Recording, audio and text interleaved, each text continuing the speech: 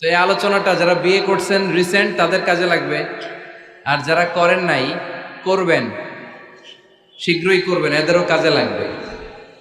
আর যারা মুরব্বী অনেক অভিজ্ঞতা ওনাদেরও কাজে লাগবে, ওনারা এটা শুনে নাতি নাত করতে শোনাতে পারবে, ঠিক কিনা? তাহলে কারোরই লস নাই। বিষয় কি? কথা বলে না। দম্পতি বুঝেন? বুঝেন? স্বামী আর স্ত্রী বানায় যেজন মিস্ত্রি, সে বড় আজব কারিগর ও মনরে সে বড় কঠিন কারিগর, ঠিক কিনা? পৃথিবীর প্রথম দম্পতি হচ্ছে সাইয়েদনা আদম আলাইহিস সালাম আর হাওয়া আলাইহাস সালাম।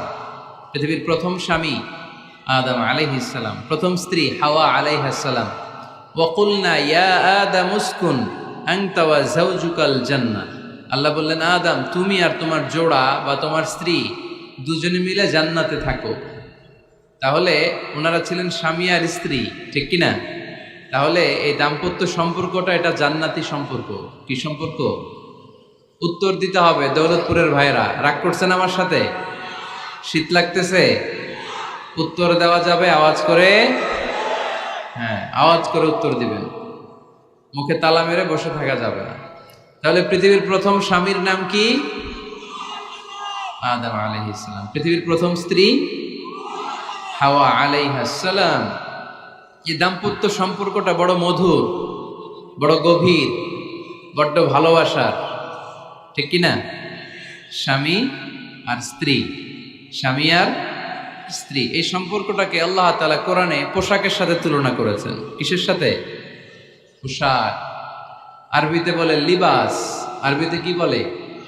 লিবাস। আল্লাহ বলেছেন, ও নারীরা তোমরা পুরুষদের জন্য পোশাক, আর ও পুরুষেরা তোমরা নারীদের জন্য পোশাক। পড়েন সুবহানাল্লাহ। পোশাকের বেসিকলি তিনটা কাজ। কয়টা? কেউ কথা কয় না, আরো জোরে বলেন কয়টা? এখন আওয়াজ আসলো কোত্থেকে? আওয়াজ করে উত্তর দিবেন, চিল্লায় বলেন পোশাকের কাজ কয়টা? এভাবে শেষ পর্যন্ত খোঁচায় যেন সাউন্ড বের করা না লাগে, স্বপ্রণোদিত ভাবে উত্তর করবেন, ক্লাসের মতো হোক। তিনটা কাজ। এক নম্বর কাজ হচ্ছে পোশাক ইজ্জতের আবরু, লজ্জাস্থান ঢেকে রাখে, ঠিক কিনা? আমাদের লজ্জাস্থান ঢেকে রেখেছে আমাদের পোশাক। ঠিক তেমনি স্বামী তার স্ত্রীর ইজ্জত হেফাজত করে, স্ত্রী তার স্বামীর ইজ্জত হেফাজত করে, স্বামী তার স্ত্রীর চরিত্র হেফাজত করে, আর স্ত্রী তার স্বামীর চরিত্র হেফাজত করে। এজন্য আল্লাহ একে অপরের উদাহরণ দিতে যে লেবাস বা পোশাকের সাথে তুলনা দিয়েছেন। সুবহানাল্লাহ পড়েন। পোশাকের দুই নাম্বার কাজ হচ্ছে সৌন্দর্য। এই যে কত সুন্দর ডিজাইন করা, এমব্রয়ডারি করা পোশাক যখন আমরা পরি সুন্দর লাগে না? তেমনি পুরুষের চোখে নারী সুন্দর, নারীর চোখে পুরুষ সুন্দর, স্বামীর চোখে স্ত্রী সুন্দর, স্ত্রীর চোখে স্বামী সুন্দর। সুবহানাল্লাহ পড়েন। পোশাকের তিন নাম্বার কাজ হচ্ছে কমফোর্ট, আরাম দেয়া, প্রশান্তি দেয়া। শীতকালে এই যে আমরা ব্লেজার পরেছি, জ্যাকেট পরেছি, অনেকে চাদর গায়ে দিয়েছেন, কেউ মাথায় রুমাল দিয়েছেন, কেউ গলায় মাফলার দিয়েছেন, একটা উষ্ণ উষ্ণ আরাম আছে না নাই? আবার গরমের কালে পাতলা সুতি কটনের কাপড় পরলে একটা আরাম আছে না নাই? তাহলে পোশাক পরলে যেমনি আমাদের দেহ প্রশান্ত হয়, আরাম পাওয়া যায়, তেমনি স্বামী স্ত্রীর স্পর্শ পেলে সে আরাম পায়, তার হৃদয়টা প্রশান্ত করে দেয় কে? আবার স্ত্রী স্বামীর সঙ্গ পেলে তার মধ্যে প্রশান্তি এনে দেয় কে? এজন্য রব্বুল আলামিন বলেন, হুন্না লিবাসুল লাকুম ওয়া আনতুম লিবাসুল লাহুন্না। ও দুনিয়ার নারীরা, তোমরা হলে পুরুষদের জন্য পোশাক, পুরুষ হলো নারীদের জন্য পোশাক। সুবহানাল্লাহ পড়েন। পোশাক যেমনি ইজ্জত আবরুর হেফাজত করে, তেমনি স্বামী স্ত্রী একে অপরের ইজ্জত হেফাজত করে। পোশাক যেমনি সৌন্দর্য বাড়ায়, স্বামীর চোখে স্ত্রী সুন্দর, স্ত্রীর চোখে স্বামী সুন্দর। পোশাক যেমনি আরাম দেয়, স্বামী তার স্ত্রীর স্পর্শ পেলে, স্ত্রী তার স্বামীর স্পর্শ পেলে হৃদয়ে প্রশান্তি অনুভব করে, ঠিক কিনা? এজন্য দাম্পত্য জীবন, এখানে স্বামীও আছে স্ত্রীও আছে, ইংরেজিতে বলে কাপল, কাপল লাইফ। এই বিশ্ব সভ্যতা নির্মাণে নারী পুরুষ, স্বামী স্ত্রী দুইজনেরই অবদান আছে না নাই? এজন্য সুনানে তিরমিজির বর্ণনায় আল্লাহর হাবিব সাল্লাল্লাহু আলাইহি ওয়াসাল্লাম বললেন, আন-নিসাউ শাকাইকুর রিজাল নারীরা হচ্ছে পুরুষের কাউন্টার পার্ট, নারীরা হচ্ছে পুরুষের পার্টনার, সহকর্মী, সহযোগী। এই বিশ্ব সভ্যতা নির্মাণে শুধু পুরুষদেরই অবদান নাই, নারীদের অবদান আছে না নাই? এজন্য কাজী নজরুল ইসলাম অসাধারণ লিখেছে, এ বিশ্বে যা কিছু মহান চিরকল্যাণকর, অর্ধেক তার করিয়াছে নারী, অর্ধেক তার নর। তার মানে নর নারী, স্বামী স্ত্রী দুইজনেরই অবদান এই মানব সভ্যতায় আছে না নাই? এই সম্পর্কটাকে আল্লাহ লেবাসের সাথে তুলনা করলেন, মেটাফরিক্যালি, রূপক ভাবে আল্লাহ পোশাকের সাথে তুলনা করলেন। পোশাক যেমনি গায়ের সাথে লেগে থাকে, পোশাক যেমনি চামড়ার সাথে মিশে থাকে, স্বামী স্ত্রীর সম্পর্কটাও এরকম একাকার, মিলেমিশে, ভালোবেসে একাকার। স্বামী স্ত্রীর রিলেশনশিপ সম্পর্কটা অনেকটা হাত আর চোখের মতো। হাত ব্যথা পেলে চোখ দিয়ে পানি ঝরে, আবার চোখ দিয়ে পানি ঝরলে হাত সেই পানি মুছে দেয়, ঠিক কিনা? তাহলে সম্পর্কটা কেমন যেন হাত আর চোখের মতো। হাত কেটে গেলে পানি পড়ে কোন দিক দিয়ে? চোখ দিয়ে পানি ঝরে। আবার চোখ দিয়ে পানি ঝরলে চোখের পানি মোছার জন্য হাতের দরকার আছে না নাই? তাহলে একেবারে মিলেমিশে একাকার সুখী দাম্পত্য জীবন। স্বামী স্ত্রী এই জান্নাতি সম্পর্কটাকে কিভাবে উপভোগ করবে, কিভাবে একে অপরের সাথে ডিলিংস করবে, আচরণ করবে, এ ব্যাপারে কোরআন এবং সুন্নায় আমাদের জন্য গাইডলাইন দেয়া আসরা নাই। আমরা গাইডলাইন নিব কোরআন থেকে। কোত্থেকে? কোরআন থেকে আর সুন্নাহ থেকে। কারণ এই কোরআন আর সুন্নাহ আমাদেরকে সঠিক জীবন দর্শন শিখায়, কিভাবে এই পৃথিবীতে চললে পৃথিবীতেও সুখ, আবার আখেরাতেও সুখ, এর সব দিক নির্দেশনা কোরআনে আসরা নাই। তাহলে এই যে স্বামী স্ত্রীর দাম্পত্য জীবন, এক্ষেত্রে প্রত্যেককে আল্লাহ তাআলা কিছু দায়িত্ব দিয়েছে। আজকে দায়িত্বগুলোর ব্যাপারে আমরা শুনব। স্ব স্থানে থেকে প্রত্যেকেই, স্বামী যদি স্বামীর দায়িত্ব পালন করে, স্ত্রী যদি স্ত্রীর দায়িত্বটুকু পালন করে, তাহলে দাম্পত্য জীবনটাকে জান্নাতি দাম্পত্য সুখ দিয়ে ভরে দিবে কে? আল্লাহ। আমাদের প্রত্যেকের দাম্পত্য জীবন সুখী হোক, সমৃদ্ধ হোক, আমরা চাই কি চাই না? অনেকে বলে হুজুর সুখ নাই, সুখ নাই, ঘরের ভেতরে গেলেই জাহান্নাম। আহা, কথা শোনে না আমার। আবার স্ত্রীরা বলে হুজুর দোয়া করবেন, পরকিয়া করে, খালি এসএমএস পাঠায়, আমারে ভাল লাগে না, এখন এখন অন্যদিকে ঘুরে। এরকম আসরা নাই? দুই দিক থেকে অভিযোগ। বোনদের জন্য কোনো প্যান্ডেল ট্যান্ডেল আছে নাকি আজকে? হ্যাঁ, দিনের বেলা সমাবেশ ছিল তো, এটা হয়ে গেছে তো মাইকের সাউন্ড নিশ্চয়ই। এই এদিকে উঠছে কে? টান দেন এদেরকে ধরে, টানেন টানেন, টাইনা বসান বসান, টান দেন টান দেন, হুজুরে ধরেন, হুজুরে ধরেন। ধরতে পারেন নাই হুজুরে? ধরছেন?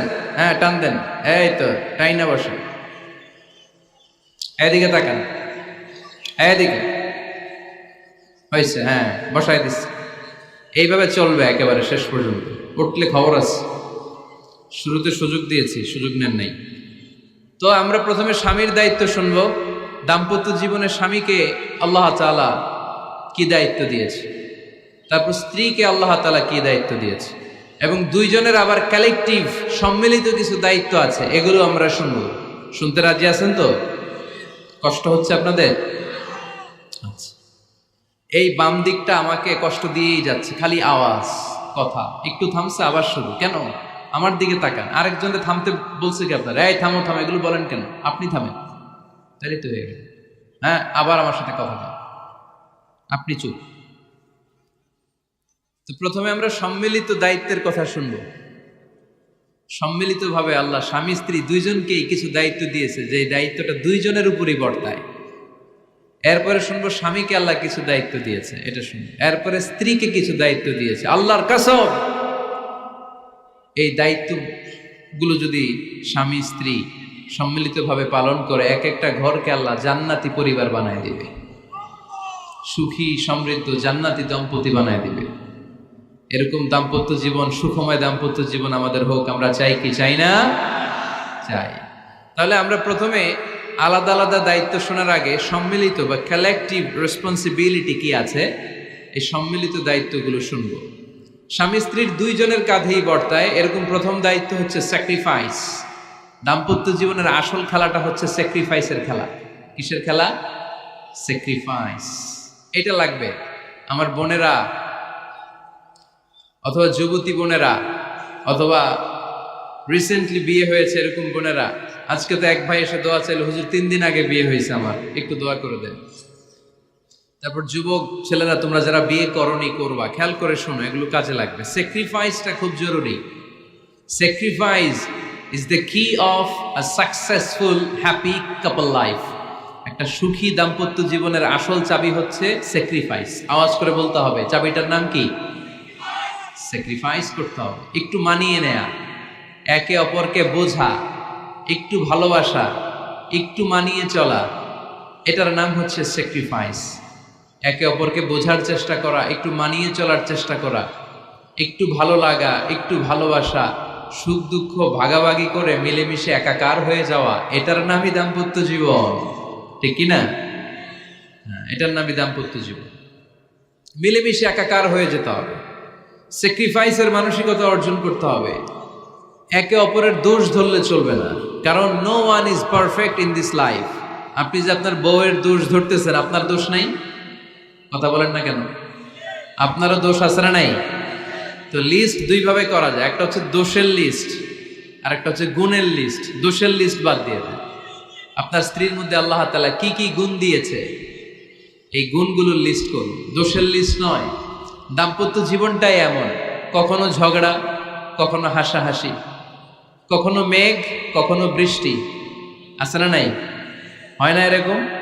আপস অ্যান্ড ডাউনস, মাঝে মাঝে একটু ঝগড়া, মাঝে মাঝে আবার ভালোবাসা, আবার খুনসুটি, এগুলো মিলেমিশে একাকার করে স্যাক্রিফাইস দিয়ে একে অপরকে জয় করে নিতে হয়। কারণ no one is perfect in this world. এই পৃথিবীতে কেউই পারফেক্ট না। আপনি আপনার বউয়ের দোষ খুঁজলে আপনারও দোষ আছে না নাই? কেউ দোষমুক্ত নয়। এজন্য দোষ না খুঁজে আমরা স্যাক্রিফাইস করব। দাম্পত্য জীবনের এটাকে সুখী সমৃদ্ধ করার 1 নাম্বার চাবিকাঠি হচ্ছে স্যাক্রিফাইস। তাহলে সুখী দাম্পত্য জীবনের 1 নাম্বার চাবির নাম কি? স্যাক্রিফাইস। চিল্লায় বলতে হবে, সেটা কি? তাহলে হাজব্যান্ড ওয়াইফ দুইজনেই স্যাক্রিফাইস করবেন। দাম্পত্য জীবনকে সুখী করার 2 নাম্বার কালেকটিভ ফর্মুলা হচ্ছে ঝগড়া করা যাবে না। ঝগড়া আপনারা করেন নাকি ভাবির সাথে? ভাবির সাথে ঝগড়া করেন কে কে? দেখি হাত তোলেন।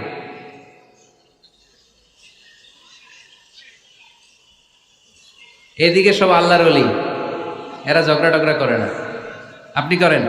এই সাহসী সন্তান আছে কিছু, মাশাআল্লাহ। ঠিক আছে, বেশি করেন না আবার। হ্যাঁ ঠিক আছে, ঠিক আছে, তোমরাও করো, বুঝছি, আপনারাও করেন। ওকে, না ঝগড়া করা যাবে না।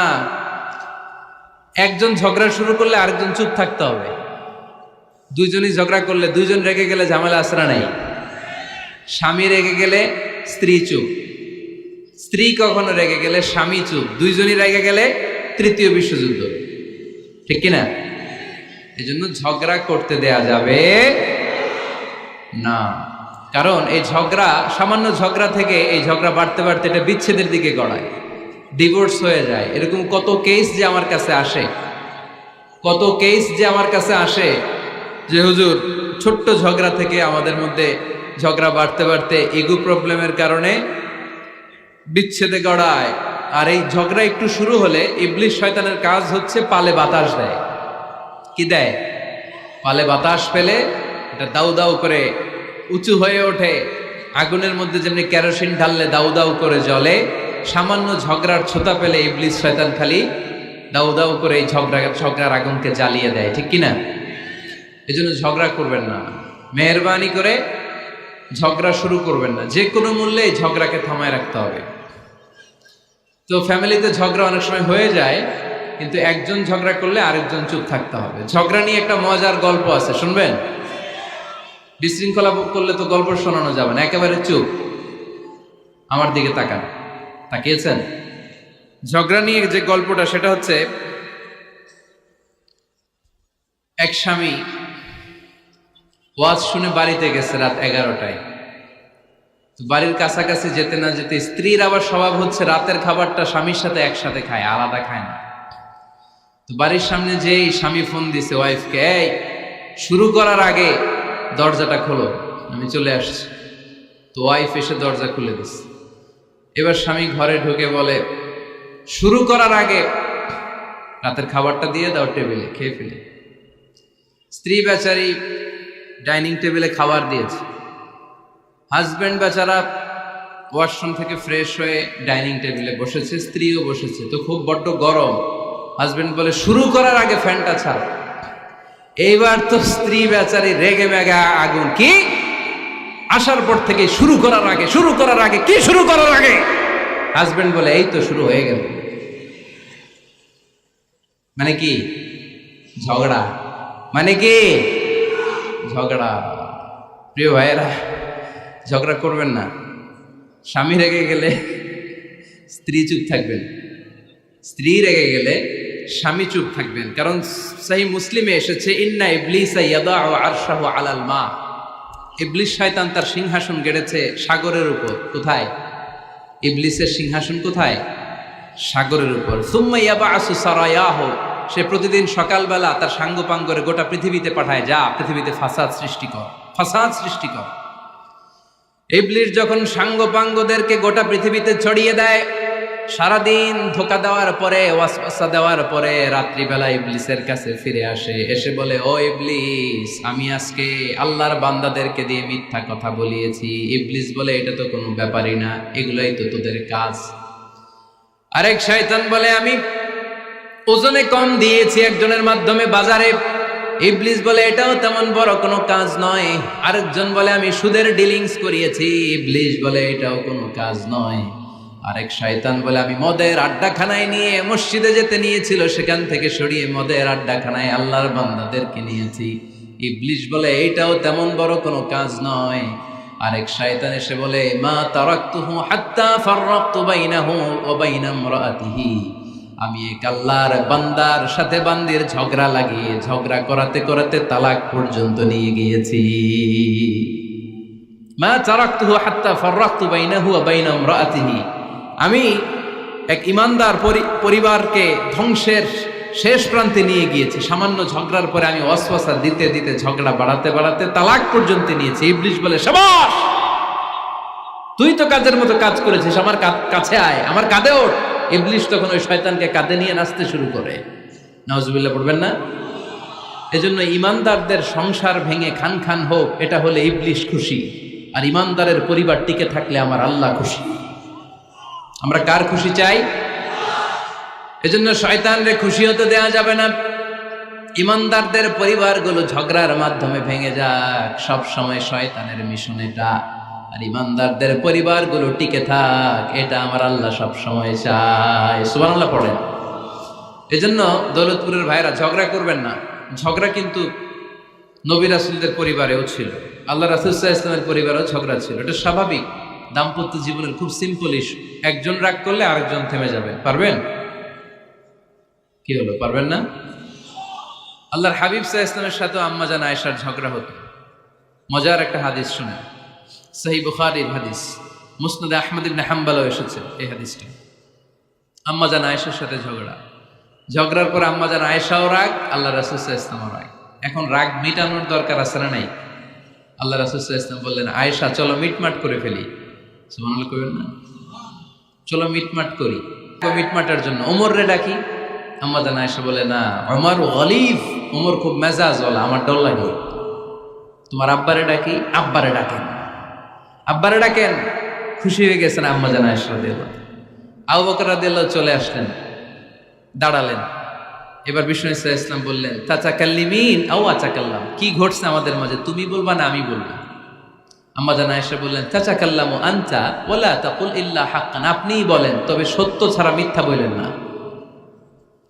আবু বকর রাদিয়াল্লাহু তাআলা আনহু শুনে রেগে গেলেন, কি এ কেমন কথা তোমার? নবীকে উদ্দেশ্য করে তুমি বলছো সত্য ছাড়া মিথ্যা বলবেন না, নবী কখনো মিথ্যা বলবে নাকি? রেগে মেয়ের গায়ে মেরেছে এক চোর খেয়ে আম্মা জান আয়েশা উল্টে পড়ে গেলেন। সাইয়েদনা আবু বকর রাদিয়াল্লাহু তাআলা আনহু রেগে গড়গড় করতে লাগলেন, আবার মারার জন্য উদ্যত হলেন। আম্মা জান আয়েশা রাদিয়াল্লাহু তাআলা আনহু বাঁচার জন্য এবার বিশ্বনবীর পিছনে যে আশ্রয় নিলেন। সুবহানাল্লাহ পড়বেন না? বিশ্বনবী সাইয়েদনা আবু বকরের সামনে দুই হাত মেলে ভেবে দাঁড়িয়ে গেলেন। আল্লাহর হাবিব যখন আম্মা জান আয়েশাকে বাঁচানোর জন্য দুই হাত উঁচু করে দাঁড়িয়ে গেলেন, সাইয়েদনা আবু বকর থেমে গেলেন। সাইয়েদনা আবু বকর এই পরিস্থিতি দেখে ঘর থেকে বের হয়ে ঘরের বাইরে দাঁড়ালেন। এবার আল্লাহ রাসূল সাল্লাল্লাহু আলাইহি ওয়াসাল্লাম আম্মা জান আয়েশাকে তুললেন, বললেন, ইয়া আয়েশা কাইফা রাআইতিনি আনকাসতুকি মিনার রাজুল, দেখলা নাকি কেমন করে আমি তোমার বাবার হাত থেকে তোমারে বাঁচালাম। আজকে আমি যদি সামনে দাঁড়িয়ে না বাঁচাতাম, তোমার বাবা তোমারে একেবারে মেরেই ফেলতো। সুবহানাল্লাহ পড়ে। দেখছো আয়েশা, আমি বাঁচাইলাম তোমারে, আমার সাথে ঝগড়া করো, আমি বাঁচাইলাম। এই কথা শুনে আম্মা জান আয়েশা রাদিয়াল্লাহু তাআলা লজ্জায় পড়ে হেসে দিলেন। সুবহানাল্লাহ পড়বেন না? এত আস্তে সুবহানাল্লাহ। লজ্জায় হেসে দিলেন। বিষ্ণু ইসা ইসলাম এবার হেসে দিলেন।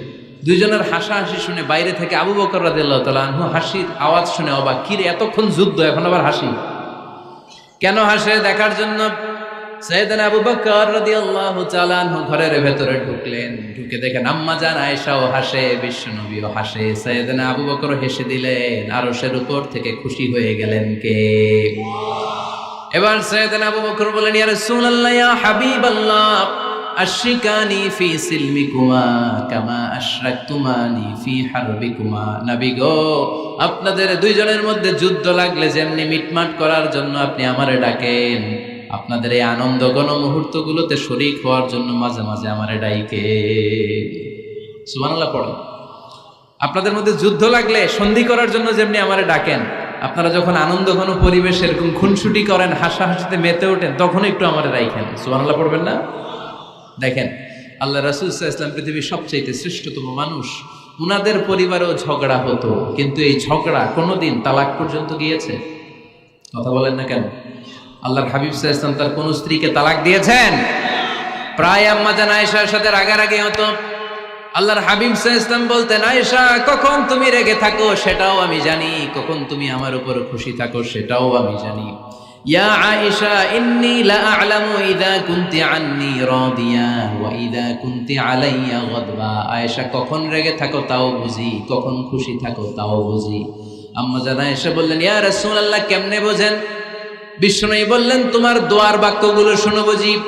যখন তুমি আমার উপরে খুশি থাকো তখন দোয়ার সময় তুমি এভাবে বলো, ওয়া রাব্বি মুহাম্মদ, ও মুহাম্মাদের রব, আপনি আমাদের সব গুনাহ মাফ করে দেন। আর যখন তুমি আমার উপর রেগে থাকো তখন তুমি মুনাজাতের সময় বলো, ওয়া রাব্বি ইব্রাহিম, ইব্রাহিমের রব, আপনি আমাদেরকে ক্ষমা করে দেন। তার মানে যখন তুমি রেগে থাকো তখন দোয়ার সময় আমার নামটা মুখে নিতে চাও না। সুবহানাল্লাহ পড়েন। তখন তুমি দোয়ার সময় অন্য নবীর নাম নাও। আম্মা জান আয়েশা বললেন, ইয়া রাসূলুল্লাহ মা আহাজুরু ইল্লা ইসমাক, আমি তো শুধু নামটাই সরাই, আমার মুখ থেকে কেবল আপনার নামটাই সরায় রাখি, আমার হৃদয় থেকে কখনো আপনারে সরাতে পারি না। আমার হৃদয় জুড়ে আপনি, মা আহাজুরু ইল্লা ইসমাক, নবী হে, আমি শুধু দোয়ার সময় রাগের মাথায় আপনার নামটা বাদ দেই, হৃদয় থেকে তো আপনারে বাদ দিতে পারি না। সুবহানাল্লাহ বলবেন না? তার মানে নবীদের ফ্যামিলি তো ঝগড়া এগুলো হতো, কিন্তু এটা তালাক পর্যন্ত গড়াতো না, ঠিক কিনা? তাহলে এখন থেকে আমাদের এই স্লোগান নিতে হবে যে ঝগড়া করলেও আমরা ডিভোর্সের দিকে যাব না। পারা যাবে? আর একজন রেগে গেলে আরেকজনকে চুপ থাকতে হবে। ভাবি রেগে গেলে আপনি চুপ, পারবেন? পারবেন না? ইনশাআল্লাহ। এই যারা বিয়ে করে না এরা ইনশাআল্লাহ, আর বাকিরা চুপচাপ। আওয়াজ করে পড়েন না ইনশাআল্লাহ। তাহলে প্রথমে স্যাক্রিফাইস, তারপর ঝগড়া করা যাবে না। 3 নাম্বার, দাম্পত্য জীবনের কোনো গোপন কথা অন্যের কাছে শেয়ার করা যাবে না। হাদিসে এসেছে, এটাকে বলা হয়েছে আ'যামুল আমানা, এটা সবচেয়ে বড় আমানত। যারা দাম্পত্য জীবনের একান্ত বিষয় কারোর সাথে শেয়ার করে তারা সবচেয়ে বড় কবিরা গুনাহ করে। আশারুন নাস বলেছেন বিশ্বনবী এদেরকে, সবচেয়ে নিকৃষ্ট মানুষ। ইয়াউমাল কিয়ামাতি মানজিলাতান, আল্লাহর কাছে কিয়ামতের দিন সবচাইতে নিকৃষ্ট হয়ে দাঁড়াবে ওই দম্পতি, ওই নারী কিংবা ওই পুরুষ, তুফদি ইলা যাওজিহি ওয়া ইউফদি ইলা যাওজিহা সুম্মা ইউনশিরু সিররাহা। তারা একান্ত সময়ে ফিজিক্যাল ইন্টিমেসিতে যা করে এটা পরে মানুষের কাছে বলে বেড়ায়, এরকম আছে না নাই? খবরদার, এটা বড় কবিরা গুনাহ। অনেক বোনরা একসাথে হলে দাম্পত্য জীবনের বিভিন্ন গোপন বিষয় নিয়ে কথা বলে, আছে না নাই? অনেক পুরুষরা একে অপরের সাথে, বন্ধুদের সাথে বিভিন্ন বিষয় নিয়ে শেয়ার করে, এটা এমন ওইটা এমন, এগুলো বলা যাবে? আসিবাউ হারাম। দাম্পত্য জীবনের সব বিষয়, স্বামীর সব বিষয় স্ত্রীর কাছে আমানত, স্ত্রীর সব বিষয় স্বামীর কাছে আমানত রেখেছে কে? দাম্পত্য জীবনের এই প্রাইভেট লাইফের কোনো কিছু কিয়ামত পর্যন্ত অন্যের কাছে প্রকাশ করাকে হারাম ঘোষণা করে দিয়েছে কে? এজন্য খবরদার আমার বোনেরা, একসাথে মহিলারা হলে পেটের কথা পিঠের কথা সব বের করে দেয়, আসরা নাই কিছু থাকে না, সব বের হয়ে যায়। খবরদার, সব বললেও দাম্পত্য জীবনের কোনো কথা শেয়ার করা যাবে। আমার ভাইয়েরা খবরদার, আপনাদের দাম্পত্য জীবনের কোনো কথা আপনার বন্ধুর সাথে শেয়ার করতে পারবেন না। এগুলো ফ্যামিলি শান্তি নষ্ট করে, দাম্পত্য জীবনের সুখকে নষ্ট করে। তাহলে 3 নাম্বার, প্রাইভেসি বজায় রাখবেন, এটা দুজনেরই দায়িত্ব। 4 নাম্বার, অহেতুক সন্দেহ পরিহার করুন। অনেক স্ত্রী আছে হাজবেন্ডের খালি সন্দেহ করে, এই ওদিকে তাকাই লাগেন, ওই মেয়ের দিকে তাকাই লাগেন, মোবাইল দেখি, মোবাইল দাও, ফেসবুকের পাসওয়ার্ড দাও, ঢুইকা দেখি মেসেঞ্জারে কার সাথে চ্যাট করছে, এই অফিসের ফাইল দেখি, এই এটা দেখি, এই তোমার ইনবক্স চেক করবো, এদিকে দাও, আছে না নাই? এই সন্দেহ ঘরটারে জাহান্নামের টুকরা বানিয়ে ছেড়েছে। অহেতুক সন্দেহ করবেন না। আবার ভাইরা ভাবিদেরকে অহেতুক সন্দেহ করবেন, এই ওদিকে গেলা কেন, ওদিকে তাকাইলা কেন, এটা করলা কেন, ওইটা করলা কেন, দেখি তোমার মোবাইল, তোমার মোবাইলের গ্যালারি দেখি, লক করে রাখছো কেন, লক খোলো, আছে না নাই? অহেতুক সন্দেহ ফ্যামিলিটারে জাহান্নামের টুকরা বানিয়ে দেয়। হ্যাঁ, ভ্যালিড কোনো অপরাধ যদি স্বামী করে ফেলে, ভ্যালিড কোনো অপরাধ যদি স্ত্রী করে ফেলে, পরকীয়ার কোনো বিষয় যদি প্রমাণিত হয়, বসেন, কনসাল্ট করেন, একে অপরের সাথে কথা বলেন, জিজ্ঞেস করেন। কিন্তু অহেতুক, আমি অনেক ফ্যামিলি এরকম দেখেছি, আমার কিছু বন্ধুকেও আমি দেখেছি যে এদের অবস্থা খুব খারাপ, খালি সন্দেহ করে, আছে না নাই? সন্দেহের রোগটা বড় রোগ, এই রোগ থেকে বেরিয়ে আসতে হবে, অহেতুক সন্দেহ করা যাবে না। 5 নাম্বার, হাজব্যান্ড ওয়াইফের দায়িত্ব হচ্ছে একে অপরের সহযোগী হতে হবে, সহকর্মী। আল্লাহর জান্নাত পাওয়ার ক্ষেত্রে একে অপরের সহযোগী। আপনি একা জান্নাতে যাবেন, ভাবি জাহান্নামে, এটা আপনি চান? জি না, আওয়াজ নাই আমগো গলায়। আপনি এটা চান? ভাবি একা জান্নাতে যাবে, আপনি যাবেন না, এটা ভাবি চায়? চায় না। তাহলে গেলে একসাথেই যান না, একসাথেই যান, একসাথেই যাবেন, আলাদা না। এজন্য আল্লাহর আনুগত্যে, আল্লাহর ইবাদতে, দাম্পত্য জীবনে একে অপরের সহযোগী হতে হবে। স্বামী ভুল করলে স্ত্রী সুন্দর করে শুধরে দিবে, স্ত্রী ভুল করলে স্বামী শুধরে দিবে। ফজরের সময় স্ত্রী হাজবেন্ডকে ডেকে দিবে, উঠতে না চাইলে ঠান্ডা পানির ছিটা দিবে। কারণ জান্নাতে একা যাওয়া যাবে না, গেলে দুইজনই যাবে, কথা কয় না? দুইজনেই জান্নাতে যাওয়ার দরকার আছে না নাই? যত বেশি আপনারা আল্লাহর আনুগত্যে আগাতে পারবেন, তত আপনাদের মহাব্বত বাড়ায় দিবে কে? এই যে হাজবেন্ড ওয়াইফের ভালোবাসাটাকে বলে লাভ পিরামিড। কি pyramid? Love pyramid, like triangle, ত্রিভুজ আকৃতির।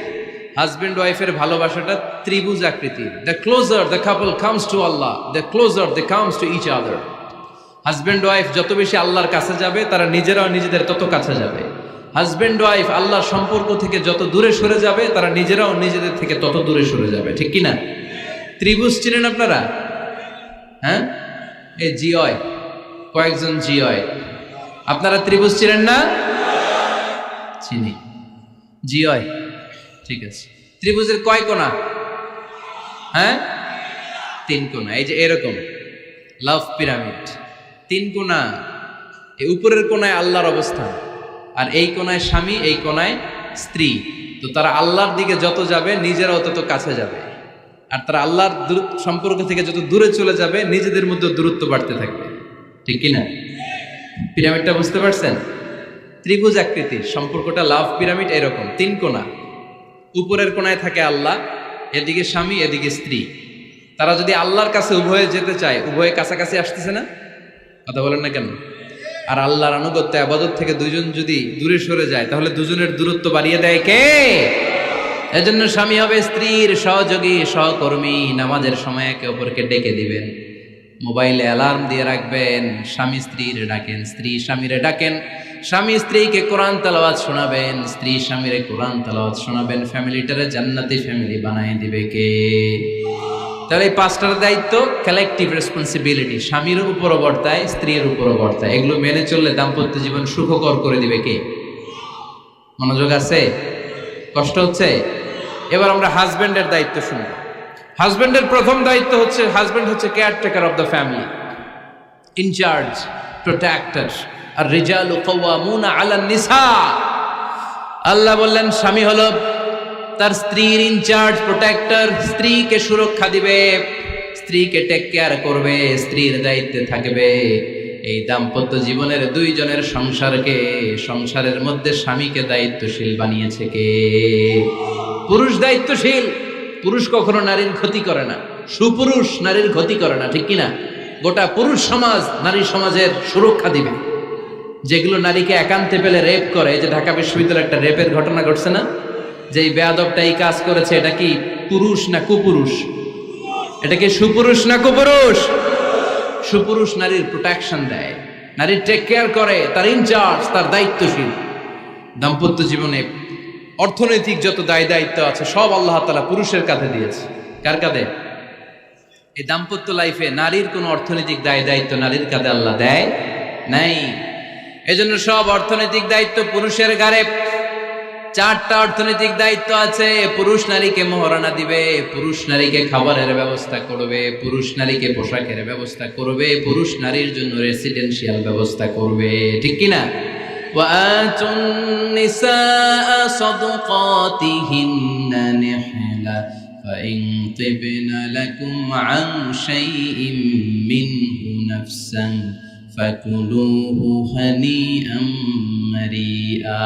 সুবহানাল্লাহ পড়ে। সব স্বামীদেরকে আল্লাহ ডেকে বললেন, ও স্বামীরা শোনো শোনো, বিয়ের পর সাথে সাথে স্ত্রীর কাছে তুমি মোহরানা আদায় করে দাও। মোহর দেয়া নফল নাকি ফরজ? জোরে বলেন। তোমরা কি দাও? সিলটি পুলা মোহরানা দাও? হ্যাঁ, মোহরানা দিতায় নাকি যৌতুক খাইতা? খিতা করতা? হ্যাঁ, কি দিব? মোহরানা দিব। মোহরানা দেয়াকে ফরজ করেছে কে? আল্লাহ। তো মোহর দিতে টাকা লাগে না? এই টাকার দায়িত্ব পুরুষের ঘাড়ে দিছে কে? 2 নাম্বার দায়িত্ব, আলাল মাউলুদি লাহু রিজকুহুন্না ওয়া কিসওয়াতুহুন্না বিল মা'রুফ। স্বামী স্ত্রীর জন্য খাদ্যের ব্যবস্থা করবে, পোশাকের ব্যবস্থা করবে। 3 নাম্বার, ওয়াসকিনুহুন্না মিন হাইসু সাকানতুম মিন ওয়াজদিকুম। নিজের সামর্থ্যের মধ্যে থেকে স্ত্রীর জন্য রেসিডেন্সিয়াল একটা এরিয়ার ব্যবস্থা করে দিবে। সুবহানাল্লাহ পড়ো। তাহলে অর্থনৈতিক দায়িত্বের মধ্যে 4টা: মোহরানা দেয়া, মিলস খাবারের ব্যবস্থা করা, মানে ফুডিং অ্যান্ড ক্লোথিং, পোশাকের ব্যবস্থা করা, সর্বশেষ রেসিডেন্সিয়াল ব্যবস্থা করা। এই যে অর্থনৈতিক সব দায়িত্ব, খরচ যেখানেই আছে, সব দায়িত্বগুলো পুরুষের কাছে দিল কে? চিল্লায় বলেন কে? খরচের সবকিছু আল্লাহ তাআলা পুরুষের কাঁধে দিয়েছে। এটা হচ্ছে পুরুষের ফিনান্সিয়াল দায়িত্ব। এবার দাম্পত্য জীবনে পুরুষের নন ফিনান্সিয়াল কিছু দায়িত্ব আল্লাহ তাআলা দিয়েছে, এগুলো আমরা শুনবো। এদিকে ওঠাওটি করলেন কে কে দেখি? আটকান, এদেরকে আটকান, ধরেন ধরেন, এদেরকে ধরেন। হ্যাঁ, কে হইছে? শেষ করে দিব তো? খিতা খৈতা? হ্যাঁ, জোরে মাতো। চলবে চলবে? হ্যাঁ, তাকবীর পড়েন তো দেখি, যারা চলবে বলতেছেন লিল্লাহে তাকবীর।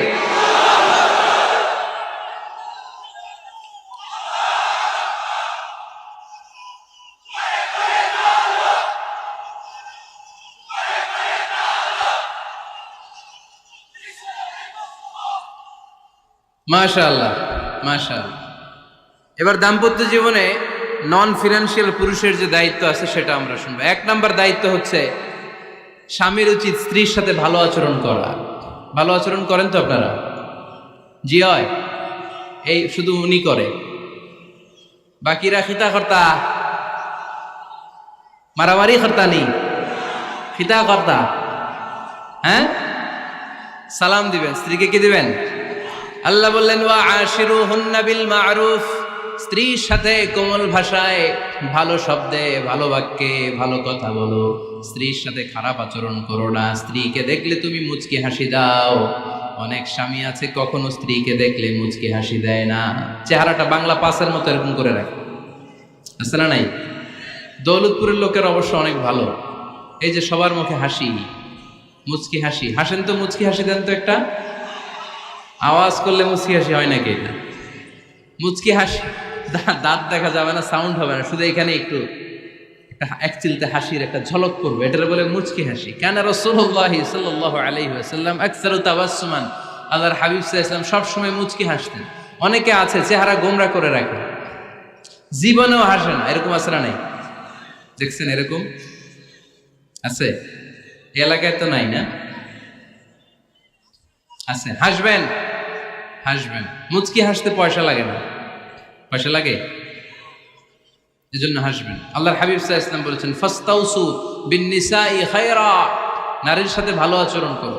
নারীদেরকে বাঁকা পাঁজরের হাড় দিয়ে তৈরি করা হয়েছে। এই হাড়কে সোজা করতে গেলে ভেঙে যাবে, রেখে দিলে বাঁকাই থেকে যাবে। তো কি করতে হবে? ফাস্তাউসু বিন-নিসাই খায়রা, কোমল আচরণ করো। আবার আল্লাহর হাবিব সাল্লাল্লাহু আলাইহি ওয়াসাল্লাম বললেন রিফকাম বিল কাওয়ারিদ, নারীদেরকে কাচের তৈজসপত্র বাসনের সাথে, গ্লাসের সাথে আল্লাহর হাবিব সাল্লাল্লাহু আলাইহি ওয়াসাল্লাম তুলনা করলেন। কাচের তৈজসপত্র, কাচের গ্লাস, কাচের প্লেট যেমনি আস্তে তুলতে হয়, আস্তে রাখতে হয়, নারীদের সাথে এরকম কোমল আচরণ করার আদেশ দিয়েছে কে? কাচের গ্লাস, তৈজসপত্র, জগ কিভাবে রাখেন আপনারা? খুব জোরে এরকম থপাস করে নাকি? উঠানোর সময় থপাস করে উঠান? খুব স্মুথলি এটা ধরতে হয়, স্মুথলি এটা রাখতে হয়। তেমনি নারীদের সাথেও স্মুথলি আচরণ করবেন। নারীদেরকে যত আপনি কোমল মোলায়েম ভাষায় কথা বলতে পারবেন, তারা তত আপনার কথা শুনবে। যত সুন্দর সুন্দর কথা, নারীকে, স্ত্রীকে বলবেন তুমি আমার সব, তুমি আমার কৈতরী, তুমি আমার টুনটুনি, তুমি আমার ময়না পাখি, তুমি আমার সোনা পাখি। ওই যে কয় কলিজা, তার মানে প্র্যাকটিস চলে বাসায়। আর কি ডাকেন? ভাবিরে কি ডাকেন বলেন? জান।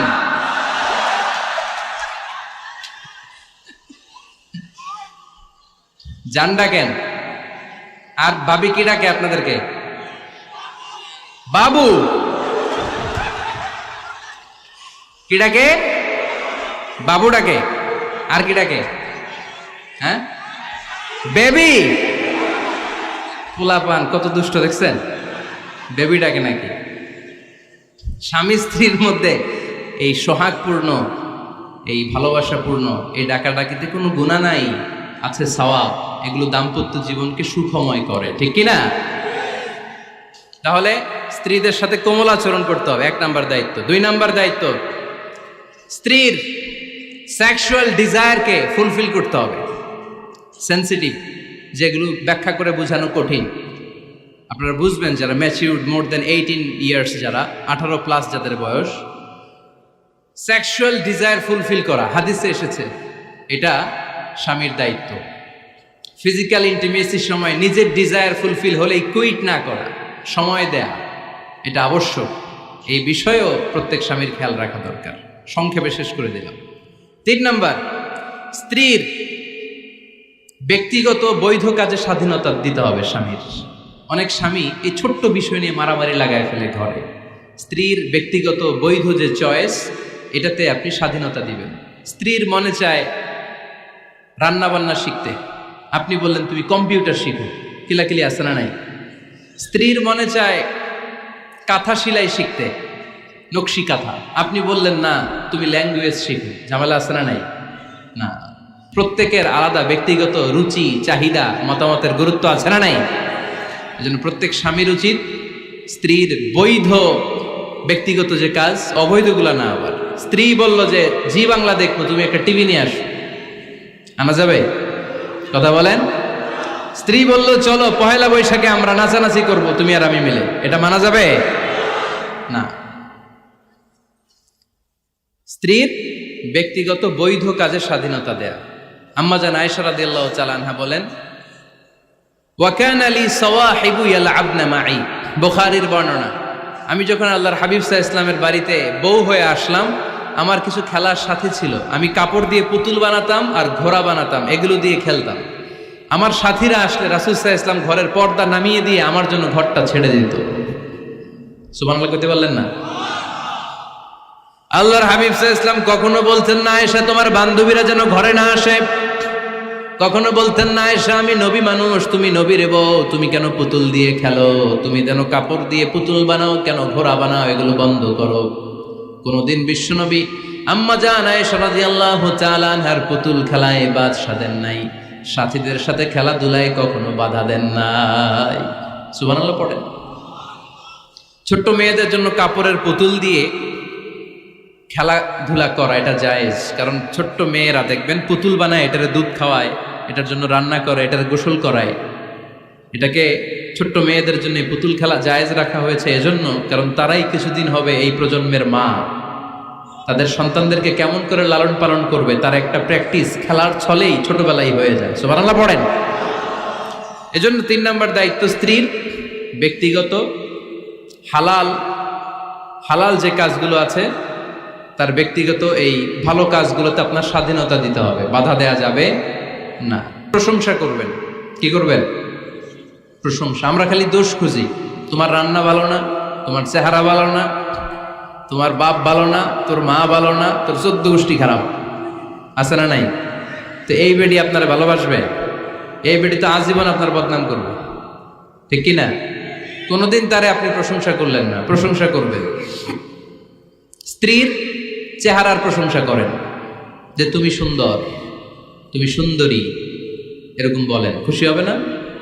হ্যাঁ, তুমি সুন্দর তাই চেয়ে থাকি, সে কি মোর অপরাধ? কোনো অপরাধ নাই, ইচ্ছা মতো গাইতে থাকেন স্ত্রীর শানে গান, সব আছে না নাই? তবে শুধু স্ত্রীকে শোনানো যাবে, ভাবিরে শোনানো যাবে, শালীরে শোনানো যাবে, পাশের বাড়ির কাউরে শোনানো যাবে? দেখেন ইসলাম কত চেক এন্ড ব্যালেন্স। স্ত্রীকে আপনি গান শোনান, কোনো গুনাহ নাই, আছে শুধু সওয়াব। তাহলে 4 নম্বর পয়েন্ট হচ্ছে এপ্রিসিয়েশন। সারাদিন এই মহিলাটা ফজরের পর থেকে উঠে ঘর গোছায়, মশারিগুলো খোলে, বিছানা পরিষ্কার করে, বাচ্চাদেরকে ক্লিন করে, স্কুলের টিফিন রেডি করে দেয়, বাচ্চাদেরকে স্কুলে যেতে দেয়, আপনার জন্য খাবার রেডি করে, কাপড় ধোয়, ঘরের সবাইকে দেখভাল করে। একদিনও আপনি তার এপ্রিসিয়েশন করলেন না। এরকম ডাকাইত স্বামী আছে না নাই? দৌলতপুরে নাই, এখানে সব ভালো। এপ্রিসিয়েট করবেন। আমরা ভুলে যাই, একটা থ্যাঙ্কস দিতে ভুলে যাই, একটা জাযাকিল্লাহ, আল্লাহ তোমাকে জাযা দেখ, এটাও বলি না। এদিকে তাকান, বলবেন তুমি সুন্দরী, তুমি অনন্যা, তুমি সুস্নিগ্ধা, তুমি প্রিয়ংবদা, তুমি সুহাসিনী, তুমি সুকেশিনী, তুমি সুভাষিনী, তুমি অসূর্যম পোষ্যা, মেঘে কালো কেশ, কাজল কালো চুল, হরিণের মতো ডাগর ডাগর দুটি তোমার চোখ। আহা হা হা, যে পোলাপাইন খুশি হয়ে গেছে। আহা হা, ওরা মুখস্থ রাখতেছে, বলবে এগুলা, বিয়ে করে নাই কিন্তু এখনো। তো জায়গা মতো বলবা, গার্লফ্রেন্ডে বলো না। আবার কাকে বলবা? স্ত্রীকে। কাকে? স্ত্রীকে। পারা যাবে না? একটু এপ্রিসিয়েশন দেওয়া যাবে না? ওনাদেরকে একটু প্রশংসা করবেন। প্রশংসা পেলে নারীরা বড্ড খুশি হয়। যদি আপনি বলেন যে তোমার রান্নাটা আজকে অসাধারণ হয়েছে, দেখবেন আরেক বাটি আইনা দিতেছে, খাইতে পারতেছে না, এরপর পাতে তুলে দেয়, আরেকটু খাও, আরে খাও না, আছে না নাই? ওই যে প্রশংসা করছেন, খুশি হয়ে গেছে। তো আপনি 10,000 টাকার বান্ডিল দিয়ে আপনার বউকে যত খুশি করতে না পারবেন, রান্না মজা হয়েছে এইটা বলে আপনি অনেক বেশি খুশি করতে পারবেন। আল্লাহর হাবিব সাল্লাল্লাহু আলাইহি ওয়াসাল্লাম কখনো স্ত্রীদের রান্নার বদনাম করে নাই। সুবহানাল্লাহ পড়বেন না? আওয়াজ করে পড়েন সুবহানাল্লাহ। আজ থেকে স্ত্রীর সৌন্দর্যের প্রশংসা করবেন, কাজের প্রশংসা করবেন, রান্নার প্রশংসা করবেন, এপ্রিসিয়েশন দিবেন। পারবেন তো? রান্নার প্রশংসা নিয়ে মজার একটা গল্প আছে, শুনতে চান? তো উঠতে শুরু করলেন যে, হ্যাঁ, এখন আর কে কারে ধরবে? অনেকে উঠে গেছে। 2টার দিকে যারা বসা, প্রায় আমার মাহফিলগুলোতে এই সমস্যা হয়। গাইবান্ধাতে আমি গেলাম, জিজ্ঞেস করলাম কখন আসছেন? কয় ফজর পরে আসছেন। তো ফজর পরে আসছেন, এত আগে আসছেন কেন? কয় জায়গা পাবো না এই জন্য। লক্ষ লক্ষ মানুষ, কে কাকে নিয়ন্ত্রণ করবে? লক্ষ লক্ষ মানুষ। আমার জীবনে এত বড় প্যান্ডেল আমি কথা বলি নাই। এরা সকাল থেকে বসে আছে, পেশাব আটকে রাখছে, এটা ক্ষতিকর না? এরা আজহারিকে দেখার পরে এরপর ওঠা আরম্ভ করছে, দেখাইছি, কয় দেখে গেছি হুজুর, এরপরে চলে যাচ্ছে। তা আপনাদেরও কি অবস্থা এরকম? হ্যাঁ, আচ্ছা ঠিক আছে। তো রান্নার প্রশংসা নিয়ে যে মজার গল্পটা আপনাদের শোনাতে চাই, এদিকে তাকান, মনোযোগী হন। আমার ওয়াজ শুনে এক লোক মনে মনে নিয়ত করছে যে আয়রে, জীবনে তো রান্নার প্রশংসা করলাম না, আজকে রান্নার প্রশংসা করব। তো মাহফিল শেষে বাসায় গেছে, স্ত্রী তাকে খাবার দিয়েছে, স্বামী খাবার খায় আর মিটি মিটি হাসে। স্ত্রী বলে, এই মাহফিল শুনে আসছো, রাত বাজে 12টা, খাচ্ছ ভালো কথা, হাসো কেন? তো স্বামী বলে, হাসি এর কারণ হচ্ছে তোমার রান্নাটা আজকে এত মজা হয়েছে না জীবনে, আজকে বাড়াই বাড়াই পেতেছে, তো জীবনে এত মজার রান্না খাই নাই, রান্না মজা হয়েছে শুই না। স্ত্রী তো রেগে গেছে, কি গত 10 বছর ধরে তোমার রান্না করে খাওয়াই, একদিনও রান্নার প্রশংসা করলা না, আর আজকে পাশের ঘরের ভাবি একটু গরুর গোশতের তরকারি পাঠাইছিল বাটিতে করে, পাশের ঘরের ভাবি একটু আমাদের বাড়িতে তরকারি পাঠাইছিল, তো ওই তরকারি দিয়েই তোমাকে খাবার দিছে, আজকে রান্না টান্না আমি করি নাই। তো ওই বেটির রান্না তোমার এত ভাল লাগছে, এই 10 বছরে একদিনও কইলা না, আজকে এটা কইলা, খাও খাও, তোমার মজার খাও, আর রান্ধুন না। তো প্রশংসা করলে বুঝে শুনে করবেন, একটু এনশিওর হবেন যে রান্নাটা করছিল কে, তা না হইলে কিন্তু ঘরে চুলায় আগুন জ্বলবে না, টানার রোজা রাখা লাগবে, ঠিক কিনা? তো 4 নাম্বার গেল এপ্রিসিয়েশন, একটু এপ্রিসিয়েশন দিবেন। আল্লাহর হাবিব সব সময় স্ত্রীদের প্রশংসা করতেন। সেই বুখারীর বর্ণনা, আল্লাহর হাবিব বলেন, ইন্না ফাদলা আয়েশা আলান নিসা কাফাদলি সারিদি আলা সাইরিত তাআম। আরব ভূখণ্ডের মধ্যে সব খাবারের উপরে সারিদ খাবার যেমনি সেরা, দুনিয়ার সব নারীদের মধ্যে আমার আয়েশা তেমনি সেরা। সারিদ একটা খাবার আছে। আমি যখন মিশরে পড়তাম আল আজহার ইউনিভার্সিটিতে, আমাদের ইউনিভার্সিটিতে সরকারের পক্ষ থেকে সরকারিভাবে খাবার দেয়া হতো।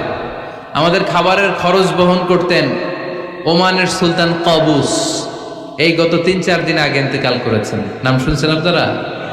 প্রায় 40 বছরেরও বেশি মনে হয়, 45 বছর বা 50 বছরের লম্বা সময় উনি ওমানের প্রেসিডেন্ট ছিলেন। উনি আমাদের খাবারের খরচটা বহন করতেন। কিছুদিন আগে ইন্তেকাল করেছেন। আমরা ওনার জন্য দোয়া করি, আল্লাহ তাআলা এই সুলতান কাবুসের জীবনের গুনাহগুলো মাফ করে নিক, ওনার সমস্ত খেদমত আল্লাহ কবুল করে নিক। তো আমাদের আল আজহার ইউনিভার্সিটির হোস্টেলে ঈদের দিন একটা খাবার দিত, এটার নাম ছিল সারিদ। রুটি আর গোশত এগুলোকে ম্যাশড করে একটা স্তর বানাতো, এটা কেটে কেটে আমাদেরকে দিত, এটাকে বলে সারিদ। আরব দেশে সবচেয়ে দামি খাবার। আমাদের দেশে যেমনি পোলাও, গরুর রেজালা, রোস্ট, এগুলো খুব উন্নত খাবার ধরা হয়, বিয়েতে সার্ভ করা হয়। আরব দেশে ওইটাকে বলে সারিদ, শ্রেষ্ঠ খাবার। আল্লাহর হাবিব বললেন, সব খাবারের মধ্যে যেমনি সারিদ সেরা, নারীকুলের মধ্যে তেমনি আমার আয়েশা সেরা। দেখেন কেমনে এপ্রিসিয়েট করতেন। আম্মা জান আয়েশাকে তিনি সব সময় আদর করে হামায়রা বলে ডাকতেন। হামায়রা মানে লাল সুন্দরী বউ। কি সুন্দরী? আম্মা জান আয়েশা রেগে গেলে গাল দুটো আনার ফলের মতো লাল হয়ে যেত, এজন্য ডাকতেন, ও আমার লাল সুন্দরী বউ। সুবহানাল্লাহ কইতে পারলেন না? আবার আম্মাজান খাদিজাতুল কুবরা তাহেরা রাদিয়াল্লাহু তাআলা আনহার ব্যাপারে বলতেন, ইন্নী ক্বাদ রুজিকতু হুব্বাহা। সহিহ মুসলিমের বর্ণনায় তিনি বলতেন, খাদিজার ভালোবাসা আল্লাহ তাআলা আমার হৃদয়ে রিজিক হিসেবে দিয়েছে। আওয়াজ করে পড়েন আল্লাহু আকবার।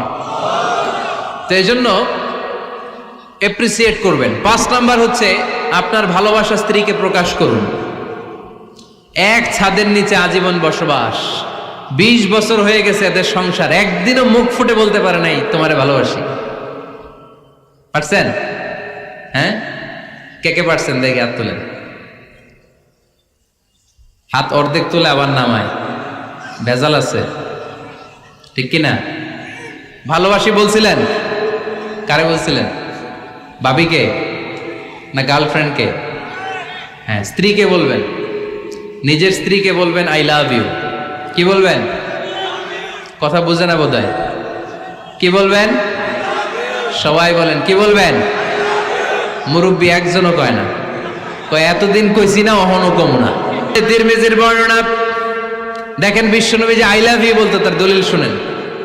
সাহাবারা জিজ্ঞেস করলেন, ইয়া রাসূলুল্লাহ, মান আহাব্বুন নাস ইলাইক, ও নবী কারে সবচেয়ে বেশি ভালোবাসেন? Who do you love the most? নবী কাকে সবচেয়ে বেশি লাভ করেন আপনি? সাহাবারা প্রশ্ন করলেন, এ রাসূলুল্লাহ, কাকে লাভ করেন বেশি? আল্লাহর হাবিব সাল্লাল্লাহু আলাইহি ওয়াসাল্লাম বললেন, আয়েশা রে। সুবহানাল্লাহ কইবেন না? সাহাবারা বললেন, ওমিনার রিজাল, পুরুষদের মধ্যে কারে বেশি পছন্দ করেন? বিশ্বনবী বললেন, আবুহা, আয়েশার বাবা রে। সাইয়েদনা আয়েশা রাদিয়াল্লাহু তাআলা আনহার বাবার নাম কি? আবু বকর। কি নাম? আবু বকর। আল্লাহর হাবিব সাল্লাল্লাহু আলাইহি ওয়াসাল্লাম বললেন, সবচেয়ে বেশি লাভ করি আয়েশাকে। সাহাবারা বললেন, ওমিনার রিজাল, পুরুষদের মধ্যে কারে বেশি লাভ করেন? আল্লাহর হাবিব সাল্লাল্লাহু আলাইহি ওয়াসাল্লাম বললেন, আয়েশার বাবা রে। সুবহানাল্লাহ পড়েন। আম্মা জান আয়েশাকে বিশ্বনবী এত ভালোবাসতেন। আম্মা জান আয়েশা পেয়ালার যেইখানে ঠোঁট লাগিয়ে দুধ পান করতেন, বিশ্বনবী পেয়ালার ওই জায়গাটা খুঁজে খুঁজে ওই জায়গায় ঠোঁট লাগিয়ে দুধ পান করতেন। আম্মা জান আয়েশা রাদিয়াল্লাহু তাআলা না গোশত খেয়ে হাড্ডি চষে হাড্ডিটা রেখে দিলে বিশ্বনবী আম্মা জান আয়েশার চষা হাড্ডিটা মুখে নিয়ে আবার চষতে শুরু করে দিতেন। পড়েন সুবহানাল্লাহ। দুইজন একসাথে এক বালতি থেকে পানি নিয়ে গোসল করতেন। পড়েন আল্লাহু আকবার। তাহলে এভাবে ভালোবাসা প্রকাশ করতে পারবেন তো?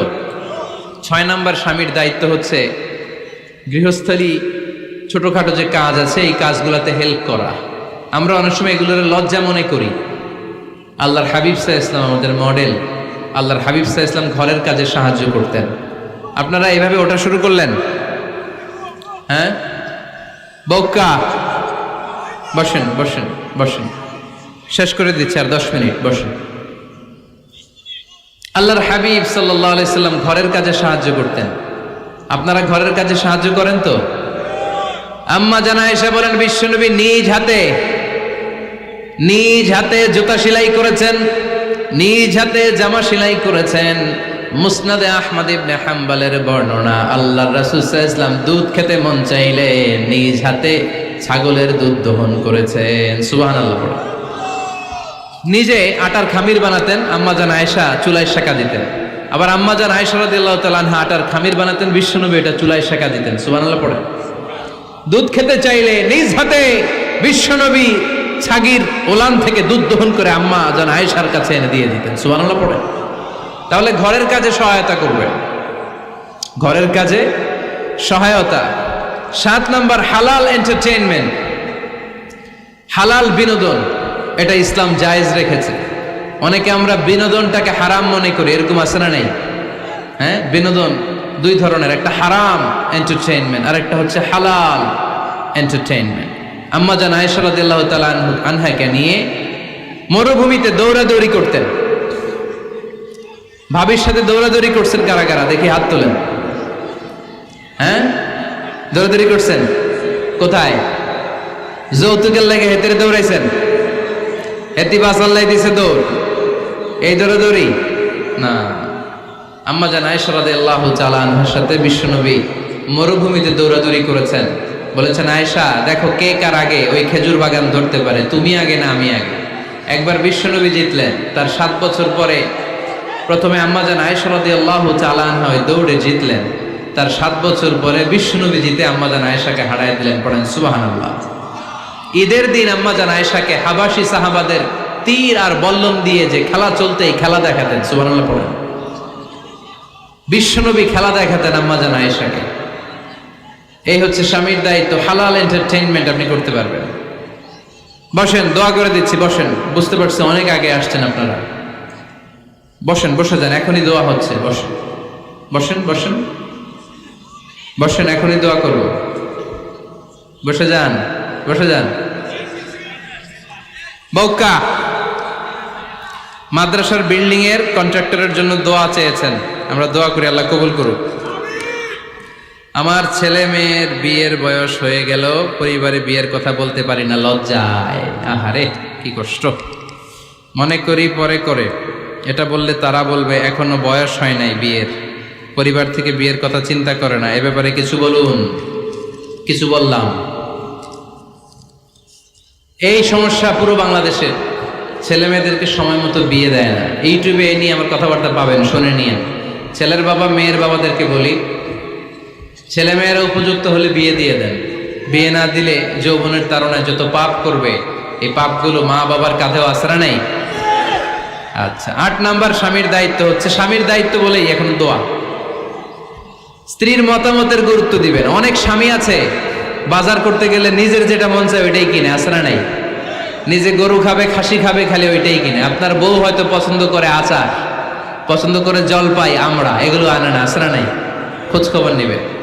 অনেকে ফ্ল্যাট কিনতে মনে চায়, হুট করে কিনে ফেলে না। ভাবিরে জিজ্ঞেস করবেন কোন দিকে কিনলে ভালো হয়, ওয়াশরুমটা কোন দিকে দিতে হবে, কিচেনটা কোন দিকে দিলে সুবিধা, জানালাগুলো কোথায় দিলে সুবিধা, এগুলো সব ডিসাইড করে নেবেন। এই কারণেই দাম্পত্য জীবনে সুখ নাই। 9 নাম্বার, একসাথে সময় কাটাবেন। 6 মাসের বেশি কোনো লোক তার স্ত্রীর অনুমতি ছাড়া বাইরে যে প্রবাস জীবন কাটাতে পারবে না। এদেশের অনেক লোক প্রবাসের সময় কাটায়। 6 মাসের বেশি স্ত্রীকে রেখে দিয়ে কোনো হাজব্যান্ড বিদেশে থাকতে পারবে না। সিলেটিরা লন্ডনে থাকে, 6 মাস পরেই আসতে হবে, ঠিক কিনা? সর্বশেষ কথা হচ্ছে, স্ত্রীর জন্য দোয়া করবেন।